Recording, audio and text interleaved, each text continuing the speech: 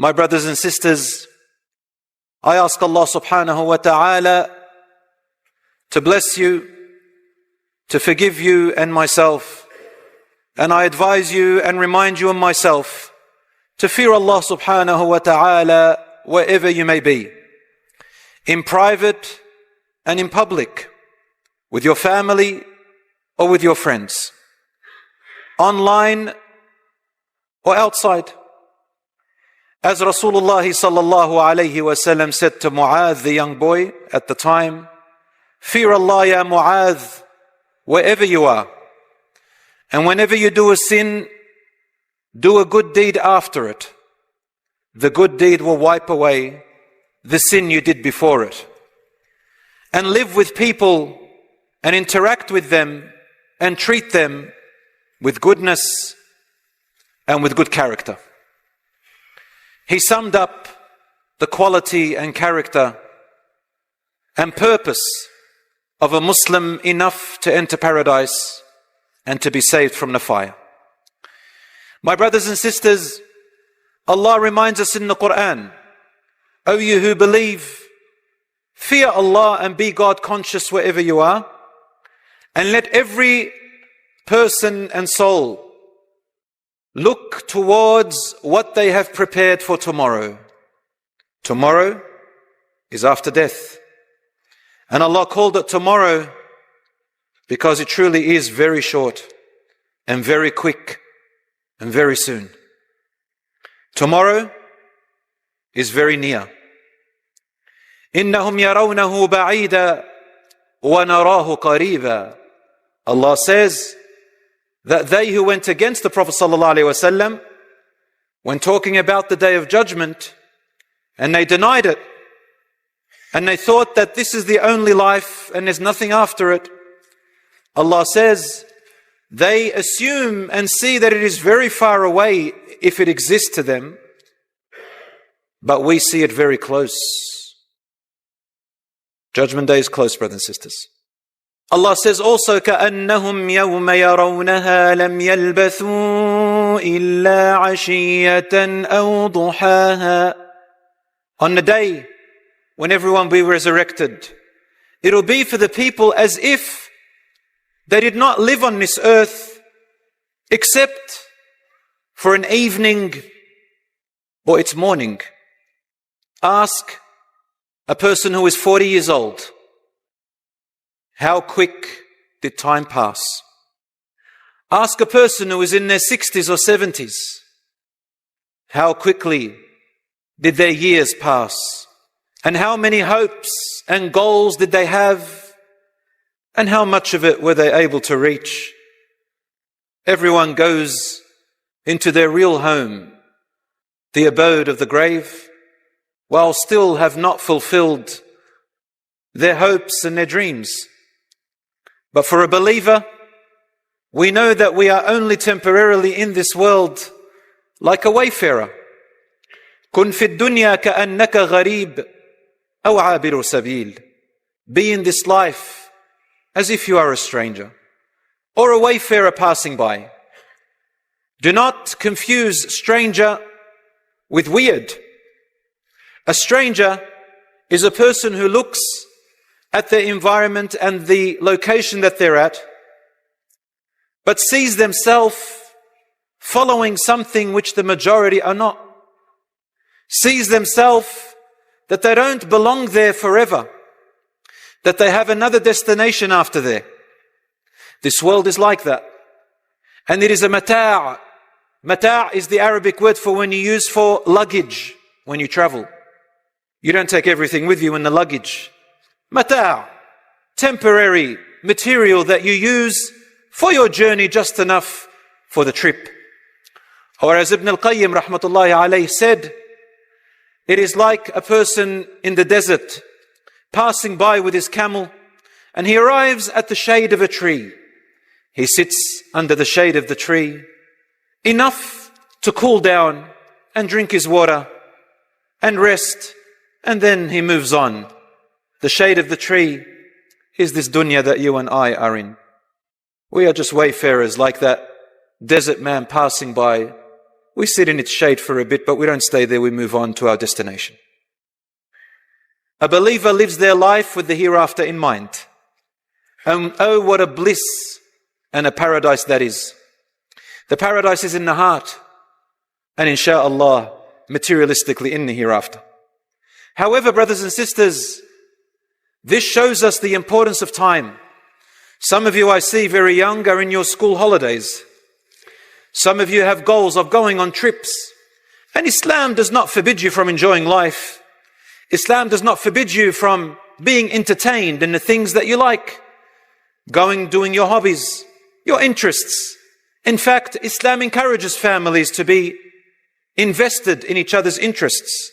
The husband invested in his wife's interests and vice versa. And the parents being invested in their children's interests and improving that relationship. However, only in the halal, not in the haram. And not letting interests and hobbies overtake your obligations and your duties. The Prophet ﷺ said in the hadith which is Rawah al-Bukhari, نعمتان مغبون فيهما كثير من الناس الصحة والفراغ. There are two blessings which Allah has given us. The majority of people, he said sallallahu alaihi wasallam, most people take them for granted. They are health and free time. Health and free time. Let alone those who use them in what displeases Allah subhanahu wa ta'ala. Our health before we get old. Our health before we get sick. Our free time before we have no time. Rasulullah sallallahu alayhi wasallam said, on the day of judgment, a person will not be allowed to move forward until he or she is asked about the following. About their youth and how they spent it. The youth is from when you reach puberty. I'll just use the common understanding or agreed upon, between 35 or 40. You're considered a shab, a youth. And they will be asked about their life from the moment you will reach puberty, because Allah does not hold children accountable, until you died. What did you do with your life? How did you live your life? And he will be asked about his wealth. How did you get it? From which sources? Halal or haram? And what did you spend it on? Not only where you got it from, but how did you spend it? Because wealth is an amana. It's a trust. A Muslim doesn't say, this is from myself, like the way Qarun said. He said, this is from me, not from God, not from Allah. So Allah says, فَخَسَفْنَا بِهِ وَبِمَالِهِ الْأَرْضِ. We made the earth swallow him and his wealth. What do you mean just from you? If it wasn't for Allah, we would have nothing. Therefore, it is an amana. And I read an article the other day, a business article, which said, looking at wealth, it said that people who have millions, affluent, rich, wealthy people, when they die, the wealth that they have, the millions, does not last beyond the second or third generation max. And then it vanishes as if it never existed. Allah, all your life working, it vanishes within the third generation. They said, except one type of family. They are the ones who their children have values instilled in them, where they value their parents' wealth, and they don't look at it as a gain. They look at it as a trust. This is coming from non-Muslim mouths. And Islam has already stated this way before, that Allah has made us vicegerents, entrusted with the wealth and resources and our body and our families and everything else in this life. And finally, you and I will be asked about our knowledge, our ilm, and our skills that we acquired through life by the will of Allah. What did we use it on? Rasulullah ﷺ, once a group of people from a particular town who were once affluent and very rich in resources and wealth. He saw them coming in after they had embraced Islam and they were destitute and poor. So he stood up, sallallahu alaihi wasallam, on the minbar, as he is compassionate to all of mankind and to all creatures. He said, anyone who has a dinar or dirham, and Allah subhanahu wa ta'ala will reward them up to 70 folds by multiples more. He never pressured people into giving charity, but he always talked passively so that people can make their choice from their heart. Suddenly a Sahabi stood up and he brought a bag filled with dinars, gold coins, and threw it in front of Prophet ﷺ. He could barely hold it within his sirwal. Rasulullah ﷺ's face lit up with happiness, and suddenly the other companions were encouraged, and each one started to bring after this companion by copying him. Then Rasulullah ﷺ stood up and said, Man sanna fil Islami sunnatan hasana. Whoever starts a good deed in Islam, meaning after they become Muslim, and they are followed with this same sunnah. Sunnah means an act. And people follow them, and it becomes a trend or a habit. Then that person who initiated that good deed will have the reward of every single person after him or her who does that same good deed and builds on it to the end of time, so long as it's still running. You, my brothers and sisters, the Muslim community, well, they call us a sleeping giant. We are more powerful than what we think. Bi-idhnillah. Because we have Allah with us in our heart and in our minds and everywhere we go. And we know that qadr will come to us and no one can prevent it except Allah. And we rely on Allah because He is the most merciful, the wisest, and the best. And we have skills and resources, and we are called إِنَّمَا الْمُؤْمِنُونَ إِخْوَةً. Believers are brothers and sisters. Brothers and sisters, and everybody else copies us with that word. إِنَّمَا الْمُؤْمِنُونَ إِخْوَةً. As a matter of fact, the believers are brothers and sisters. فَأَصْلِحُوا بَيْنَ أَخَوَيْكُمْ. Fix any tear or wrong between your brethrens. We are an ummah named after the embracing of a mother. So we are embraced by the mother, which is Islam and iman. We help each other and we work as a community. I have not seen, mashallah, in my trip, a community so forward and advanced beyond where I came from in Australia, even a little bit more than the UK, mashallah, and Europe, than what I've seen here, tabarakallah, in the US, the Muslims. And mashallah, the services that you have, whoever started them, hani'an lahu. May Allah subhanahu wa ta'ala give him the great rewards, or her. They are blessed. This community that is built on whoever started and initiated this is the greatest investment. And it keeps going for that person in their grave. And everybody else who encourages to it. Your ongoing charity, knowledge, and righteous children will still serve you bi-idhnillah after you have left this world, as you know. My brothers and sisters, therefore, a believer enjoys life but lives it with a purpose, monitors their actions and their resources, their wealth and their life, and keeps going with patience and perseverance until they meet Allah subhanahu wa ta'ala.